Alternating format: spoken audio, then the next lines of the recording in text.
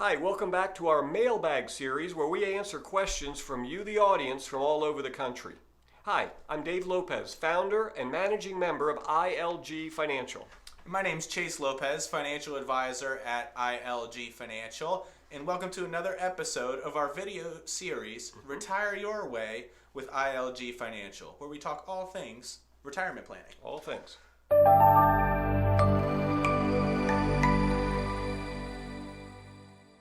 So before we get started, Dave, just wanted to let the audience know, like and subscribe down below, just so you can get any future alerts for any of our future videos. Okay. So with our mailbag series today, we have these submitted from folks all across the country, like you alluded to. So I'll go ahead and just pepper you with the questions, Okay. and just give us an answer, and then we'll go ahead and move on from there. So I'm going to start with Laura. She's in Tampa, Florida. She submitted her question from Tampa, Florida. She said, I like my financial advisor, but he's hard to get in touch with. I rarely get my phone calls returned, and I wonder if my account is too small for him to worry about.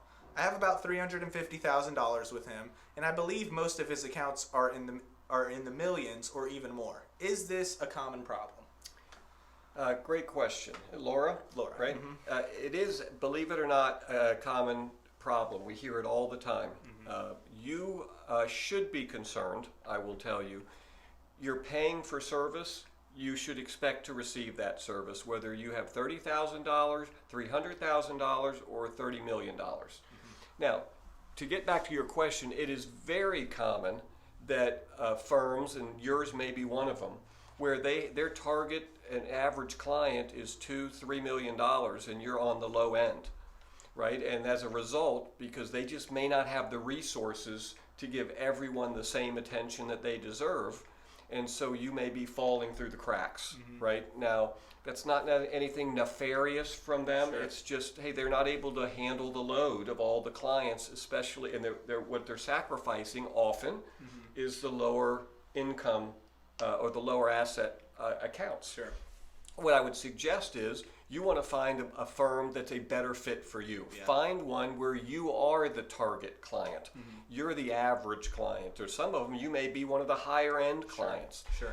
You're fine with a firm like the one you have if they give you assurances that you're going to get the same time and attention and response that their higher end clients have. Sure. But this one has already shown you that you're not going to get that. Sure. So just start looking. Look for one. And now, I would say, in contrast to the first time you looked, this time now you'll know what questions to ask with your advisor. That's So very be true. very candid with what you're expecting as far as response time and feedback and interaction between them. And I hope that helps. Yeah. So great question from Laura. Yeah, I think that was that's a some good one. great insight from you, Dave. So we're going to go to Abigail. She's from Dallas, Texas. Abigail in Dallas, Texas. So she said, my parents are going to purchase a house as they begin retirement, but most houses in their area are just a bit out of their price range. Okay. They don't want to take out a mortgage. Are there any options where I can lend them money? I don't know if their pride would allow them to accept the gift, so maybe I can loan them the money. But how does that work, or is that even possible? Have you helped people navigate this before? Great question, right? And the answer is yes. We have helped people navigate this before, and here's a couple ways I would suggest you do it. First, I would loan them the money, not give them the money. Sure. And a couple reasons. And Abigail, you said the first one exactly right. One, you let them keep their pride. Yeah, sure. And you can tell them, I'm not giving it to you. Sure. I'm investing it in the house. Now, the advantages to that is by loaning them the money, there's a couple great advantages. First of all, if let's say down the road they need long-term care and they run out of money and they are getting on to go on Medicaid, right? Well, the surviving spouse gets to keep a house, but now let's say we're down to one of your parents, they go on Medicaid, they would have to liquidate that house, and in fact they will have to liquidate their house, and then all that money would have to go to pay for care. If you've got a loan on the house, that's not their money. The portion of your loan and all the interest that's accrued goes back to you. That's right. Is protected from those assets are protected from the Medicaid spend down. Sure. And you still have that money is free to help them. You can give it all to them over time to help them with incentives, with what's the word I'm looking for? Incidentals, extras, incidentals, right? Chase always gets the right word. The nice, right? You can use that money and even plan to use that money on them in the future. But since you're giving it to them, it doesn't affect the Medicaid. Right? You can just use it to pay for fun things. So that's a great one. Now, to do this right, you tell them, I'm going to loan you the money. We're going to spend $500 or $1,000 and go to an attorney. You want to write up a real loan agreement. Sure. And you have to put an amount of rent that is the going rate. Otherwise, the IRS does not consider it a real loan. They consider it a gift. Right. But you can have the loan accrue, just like a reverse mortgage accrues. Right. And you can never collect that, and it can just grow and grow. You're going to inherit the house anyway, so it's kind of mute. But the bigger that loan gets, the more of that money is protected in case they have to go into Medicaid, or if they were sued or something, that money's protected.